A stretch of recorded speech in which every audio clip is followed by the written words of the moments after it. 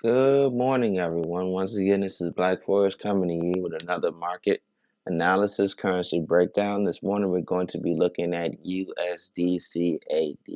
But before we get started to break down this chart and this currency pair, I have to state that this video is for educational purposes only. This is not financial advice.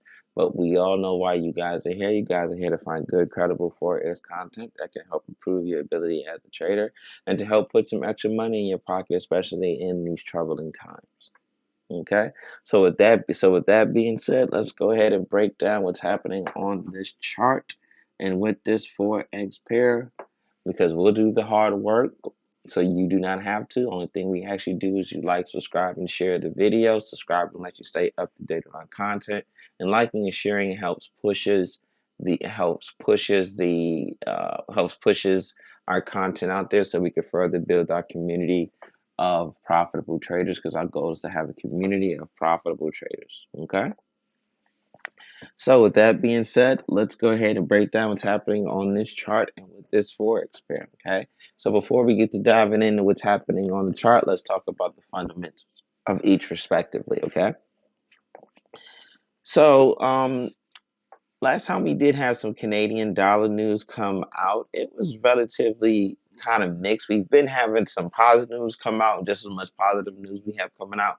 We've been having negative news coming out. So it's like the Canadian dollar is right there in the middle. But one thing that's pushing it one way or another is the price of oil, because of oil being Canada's one of Canada's natural resources that it exports out to the world. The oil prices do affect the value of the Canadian dollar. So when oil prices is high, you have a very high value Canadian dollar. When oil prices is low, you have a very low value or devalued Canadian dollar.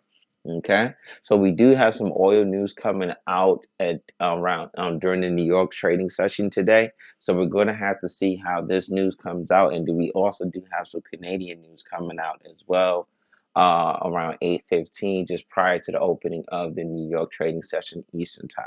Okay, so we're going to have to see how this news. We're going to have to see how this news comes out. Um, going into this New York session, and how this strength is going to play into the fundamentals of the currency. Okay. Now the USD, we have not had any news come out about the USD during this week so far. We do have some economic news coming up around 8:30 Eastern time, just prior to the opening of the New York trading session. So we're going to have to see how this plays. So we're going to have to see how this plays out. Okay, into the USD maintaining its traction towards gaining its strength back very rapidly. Okay, so with that being said, now let's go ahead and break down what's happening on the charts.